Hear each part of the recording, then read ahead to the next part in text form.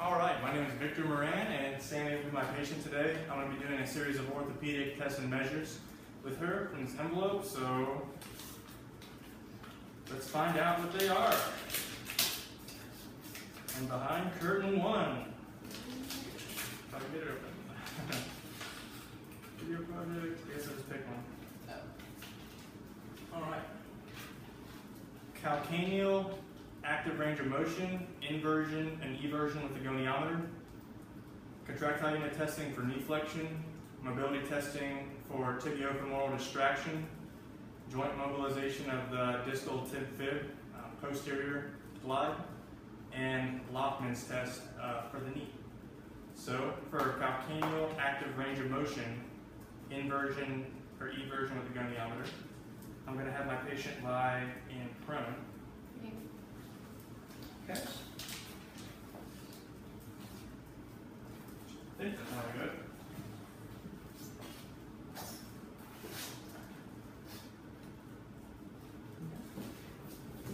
Yeah.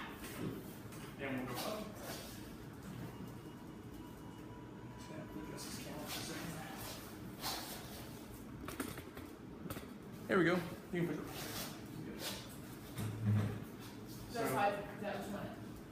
Yeah, I was making sure you're calcaneus. So what I'm going to go ahead and do is align my axis with the posterior aspect of the calcaneus and the calcaneal tuberosity, and I'm going to use my stationary arm in the midline of the tibia going upward, and I'm going to have the moving arm in line with the center for calcaneus.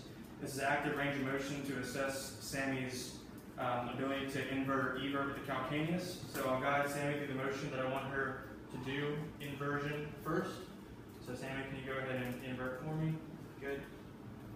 So I'm going to go ahead and make my alignments. And the reading at 140, so from 90 to 140, we have 50 degrees of motion in inversion on her left ankle. And now I'll guide her through eversion of the ankle. Sammy, can you do that same motion for me, please? Good. And she has significantly less inversion with only 15 degrees, or eversion with significantly 15 degrees. So I'll have her do the same with her other ankle to make sure we test bilaterally for consistency. So can you go ahead and do inversion for me, please?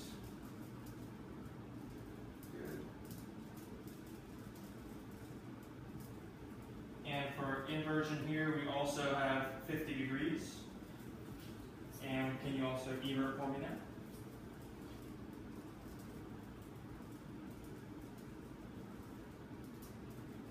And for her right ankle, she has 12 degrees of eversion, so 3 degrees less than her left side. So that's good. For contractile unit testing, we're going to go ahead and do knee flexion. So Sammy, if I can have you lay in, you can stay in prone actually for knee flexion. Okay. So Sammy, I'm going to bring you right up here, bring her knee into flexion and instruct you. So Sammy, what I'm going to be doing here is I'm going to be applying some gentle resistance. What I want you to do is to match my force, but don't try to overpower me. Just don't let me move you. And when I say to relax, we'll gradually ease off. So the purpose of the contractile unit testing is to see if any tissues are painful and assessing whether they're weak or strong. And this will guide us into deciding whether manual muscle testing or additional resistive testing is appropriate. So I'll start off with her left leg. So Sammy, with the same instructions I had given you before, don't let me move you. And slowly relax. Do you have any pain or reproduction of your symptoms with that motion? No. No? Okay.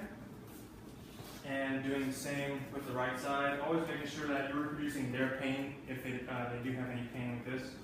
So doing the same, don't let me move you, and hold, and and do you have any pain with that motion there? No.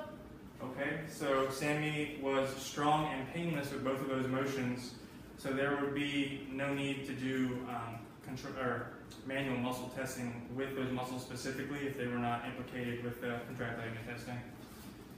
Third, our mobility testing for tibiofemoral distraction. So I'm going to go ahead and think of that one. tibia and the femur. I'm distracting. I think this is the long axis distraction. I'm trying to think. Long axis, right?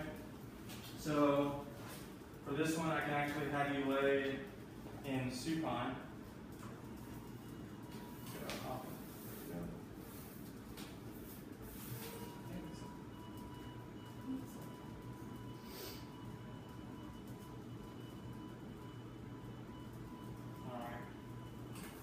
So for this motion, if I can have you scoop just slightly up on the table there, so we can. This way or towards you? You're fine.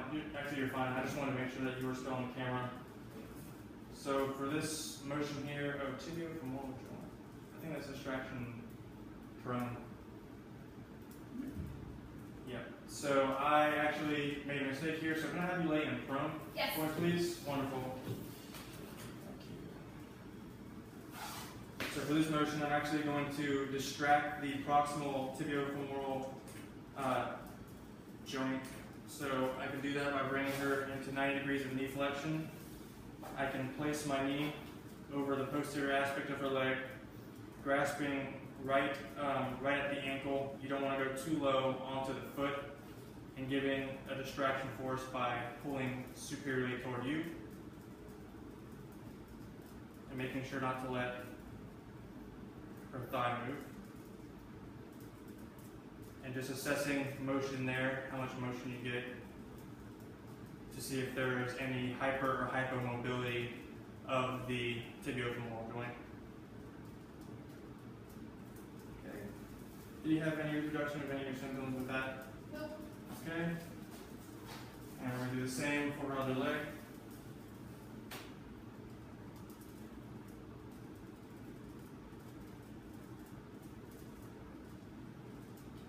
And there's a decent amount of mobility, but between the two sides, there's not a significant difference in laxity.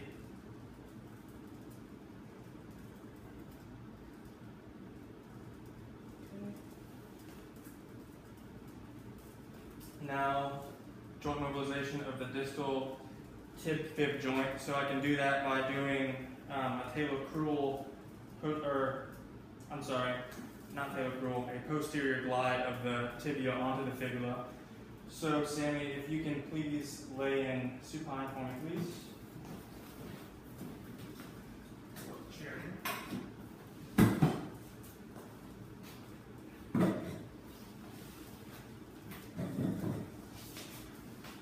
So what I'll do here, I'll go ahead and get a level grip on the distal fibula while stabilizing the tibia.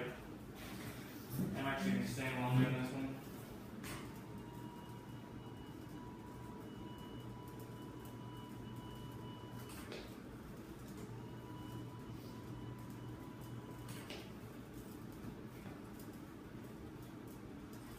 This is going to just assess the integrity of ligaments and laxity of ligaments at the distal tib-fib joint to see if there are any issues that need to be addressed with interventions.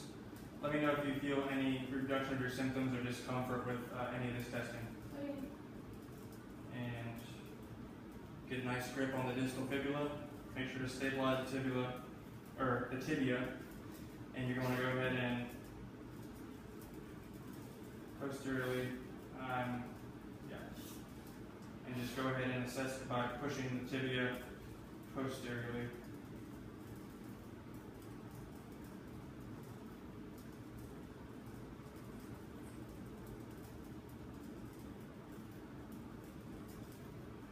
Do you have anything or discomfort with any of those motions there? No. Going ahead and doing the same with the other side. Okay.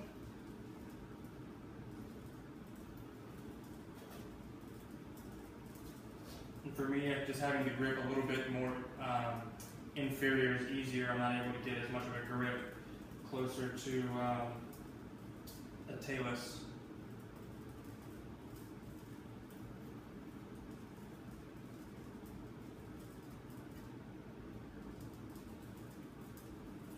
And any pain or reduction of your symptoms with that? No. No? Wonderful. Last but not least, actually I want to go ahead and go through the grades of the joint mobilization for the posterior distal tib-fib. So as I did both of the mobilizations here, I did not talk about the grading previously, But if I was going to go ahead and do grades 1 through 4 mobilization, these could be anywhere from to modulate pain or to treat hypomobility of the ligaments and the structure. So if I wanted to go ahead and do a grade 1 mobilization, I'm really just going to give until that first slight tissue resistance, not giving much at all there. So from 0 to 25% of the joint motion that you assessed previously. As I move to a grade 2, I'm moving through about 50% of the motion here. And I approach grade 3, I'll move from 50% to 100% of the available motion. And as I move to grade 4, hitting that last 25% of the available motion at the joint. So doing those same principles on the other side, I'm going to go ahead and go through grades 1 through 4.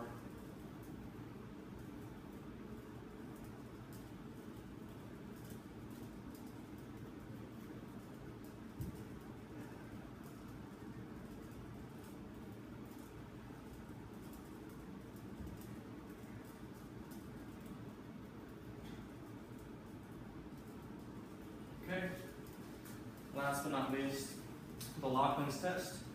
So for the Lachman's test, we're going to be testing the integrity of the ACL ligament, which is to limit the anterior translation of the tibia on the femur. And the way we could do this, bringing the patient into slight knee flexion. I'm going to go ahead and lower my table slightly.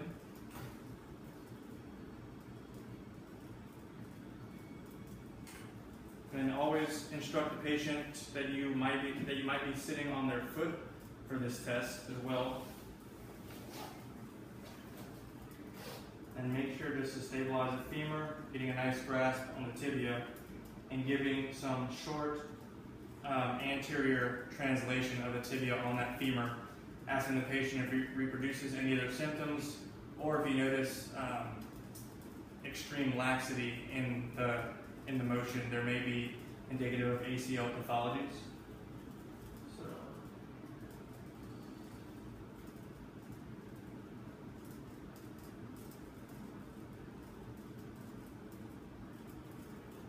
does this reproduce any of your symptoms? No. Okay.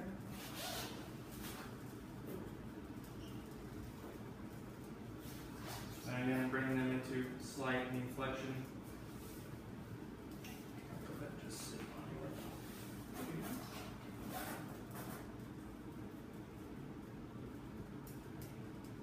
And using those nice, quick anterior translations to test the integrity of the ligament.